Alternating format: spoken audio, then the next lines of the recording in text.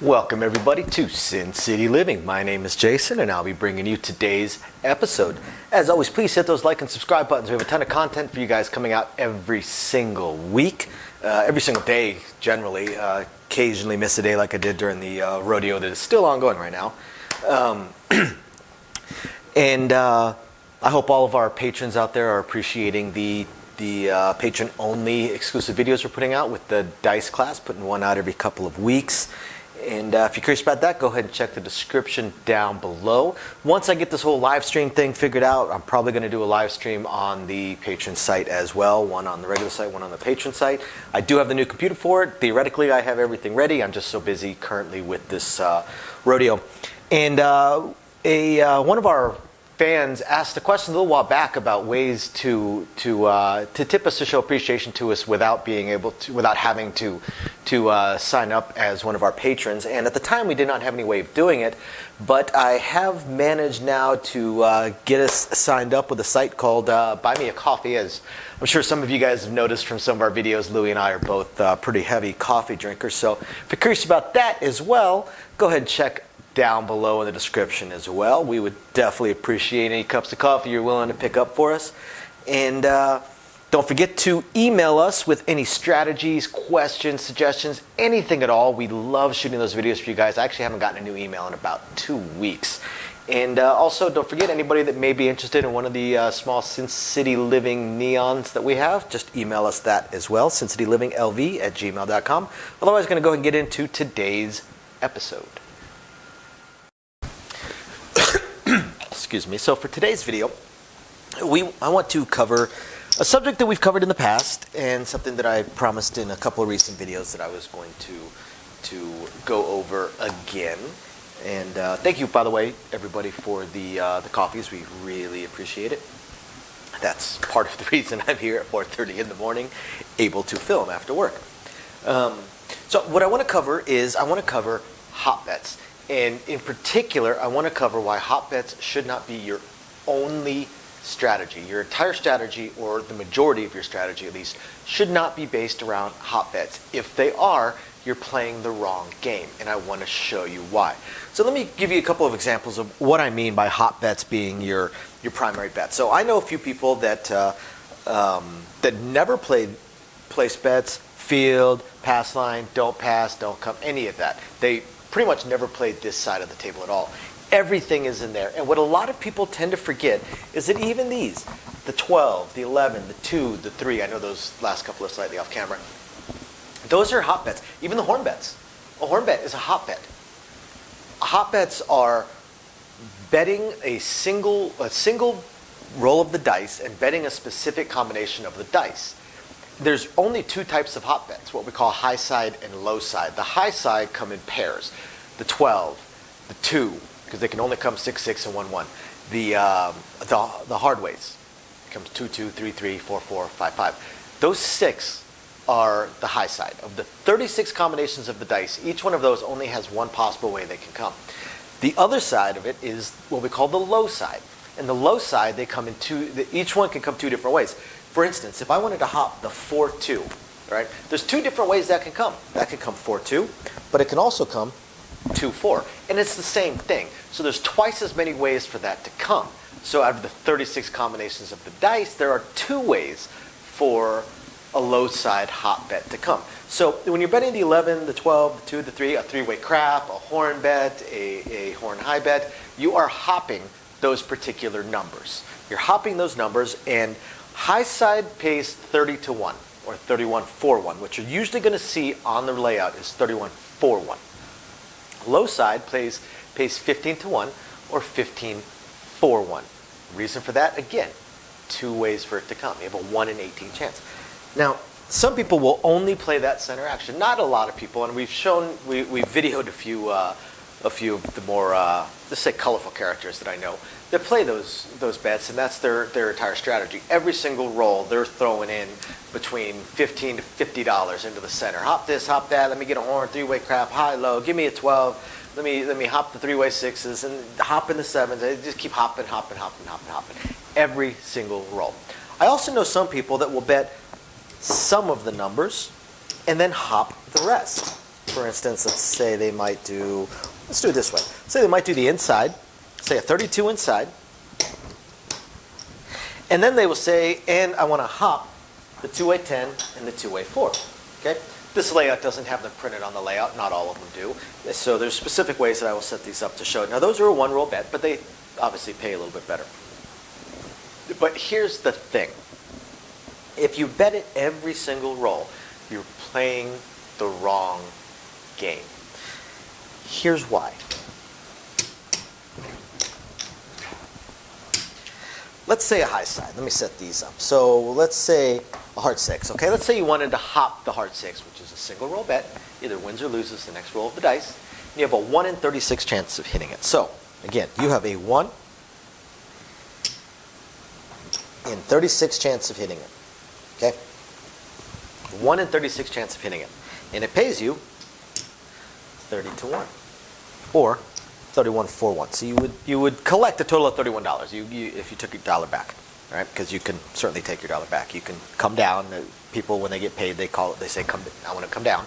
Okay, so they get $31 and down.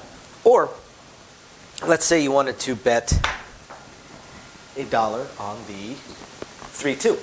Well, since there's two ways for that to come, it's a 1 in 18 chance of hitting. Okay? 1 in 18 chance of hitting. And it pays 15 to 1 or 16.41. Now, here's the thing about these bets. Again, you have a 1 in 36 chance of hitting. So there's 36 combinations of the dice that you could bet on. Now, some of them, you can only bet them in sets of 2. Basically, the easy ways, 4-2, 3-2, stuff like that. You're technically betting 2 of the 36 combinations of the dice. Okay, so 36 combinations of the dice. That's what we want to focus on, 36 combinations of the dice. So let's take a look at a roulette wheel. So roulette wheel has 38 possible ways it can spin. 37 if you're playing single zero roulette, but we're going to stick with standard roulette and say there are 38 possible ways. So if you wanted to bet any particular one number, you have a 1 in 38 chance, a 1 in 38 chance. What does it pay? It pays 35 to 1 or 36.41. It pays you far, far, far better in relation to the chances of it hitting. Far, far, far better. So if you're going to hop a specific number constantly, you're better off going over to the roulette table. Your odds are almost the same, 1 in 36 versus 1 in 38, while your payouts, 31 to 1 or 36 for 1, 31 for 1 or 36 for 1, are far different. Far different. So you have almost identical odds and far superior payouts. Now, when you look at the easy ways, again, you're betting 2 different numbers. So if you were on a roulette table, technically you would be betting 50 cents per combination, per option. Okay? Betting an easy way, like a 3-2, is kind of the equivalent of betting, say, the 7 and the 8. Betting 2 numbers on roulette. Right? So if you were to bet it for $2, right? If you were to bet $2 on it, you're betting basically 2 different combinations of the dice, each one of those having a 1 in 36 chance of hitting. So they have a 1 in 18 chance of one of your 2 numbers hitting. And that $2 would pay you 32 or 30 for 1, right? Or 30 for 2 technically, but so it would pay you 30 for 2, 15 to 1, pay you 15 to 1. So you are basically doing the equivalent of betting 2 numbers on a roulette wheel that have a 1 in 19 chance of at least one of those 2 hitting, 1 in 19 chance versus a 1 in 18 chance. And if either one of those hit, you would get paid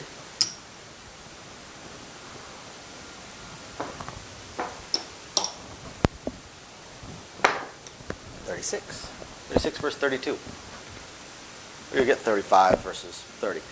So again, if the entire strategy is based around hopping numbers, you are far, far, far better off playing on roulette. I see this a lot. I see this every day. At least minimum one person that their entire strategy is hot bets, and oftentimes, and this isn't to be disparaging on any particular players, but oftentimes they actually don't even really understand what they're betting. You guys have seen some of our videos about people that really don't know what it is they're betting in there. They're just betting it. And I've kind of come to the conclusion that some players think that they just look cooler when they're hot bet bets. Like they just look like they know what they're doing. They look like advanced players, and they look really cool while they're doing it, throwing it in, calling out, three-way crap, midnight, snake eyes. Let me hop the three-way six. Give me the three-way sixes. Give me the easy eights. Give me the three-way eights, heavy on the hard eight or heavy on the easy eight. They think they look cooler. They think they sound cooler. And for some reason, dice is just considered a cooler game to play. So I see this at least once a day, minimum once a day, of somebody that's just betting hot bets. And every time I look at it, and I'm setting up their bets, and I'm keeping track of their bets, and I'm thinking, man, they should be playing roulette because they're going to get paid better. They're going to get paid so much better. Every time I see somebody betting one of those and getting paid, I'm like, man, you would have made more money if you were playing over on a roulette table. And your odds are, again, almost the same. So this is why, if hot bets are the entire strategy, players much better off playing roulette. Thank you, everybody, for watching. We appreciate every single one of you guys. We'll catch you guys next time. So, as I promised, I wanted to go over very briefly our upcoming attempts at a third test live stream. So what's happened so far? The first test live stream just flat didn't work. The problem that I had was was an equipment problem. I had an equipment problem in that the equipment that I was using to translate the camera into streamable video to the computer required a better USB port than the computer I was using at the time. So that one just flat failed because it would not translate into the computer. The computer would not pick it up, would not read it, so I wasn't able to live stream it.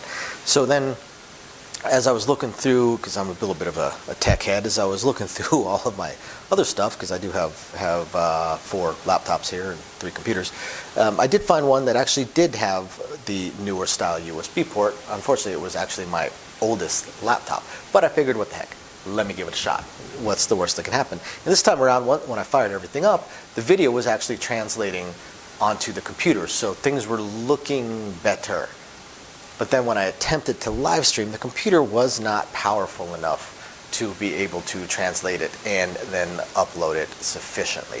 So it basically just uploaded a blank screen for the live stream. So what I am going to have to do is, and I'm already looking into all of my options, I'm going to upgrade my computer so I can add, what, a 7th, 8th computer to my household. And I'm going to go much, much higher, and I'm going to get a computer that is far more than I need for this, far, far, far more powerful than I need for this. That way, any future upgrades that I may do, the computer will be able to handle it. So unfortunately, this computer is going to cost me about 25% more, about 25% of what I've already laid out in all the equipment for this channel. So it wasn't something I could just instantly buy. I'm probably looking at Black Friday or Cyber Monday. So hopefully I have it within the next couple of weeks, and then I'll do another test live stream and see if I can go from there. So I will definitely do at least one weekly live stream on our Patreon because they're the ones that are really helping us get this computer. And the other equipment that I'm going to get, because I figure if I'm buying the computer, I might as well buy the most high-end capture cards and things along those lines, get everything as good as possible, and then hopefully eventually get a better microphone for you guys. So yeah, that's where we stand on the live stream. As soon as I have the computer and I do the test, which will be in a few weeks, like I said, got to order it in a week or two, then I have to wait for it to ship. Plus we have probably the biggest event of the year coming up, the NFR National Finals Rodeo. So I'm basically working 2 weeks straight, as is my wife. So not going to have a whole lot of time. But once we get all that under control, then we'll figure out. There's been some schedule changes to myself, some schedule changes to my wife, and some upcoming schedule changes to my wife as well. So hopefully we can get all the scheduling figured out so I know when I'll be able to live stream as well. My initial plan of Thursdays at 6 o'clock is already out the window. I'm at work at that point now. So we will get it all figured out, and we will let you guys know, I promise. And otherwise, I hope you guys have found this interesting, enlightening, illuminating, or at least just plain fun. And we will catch you guys next time. Bye now.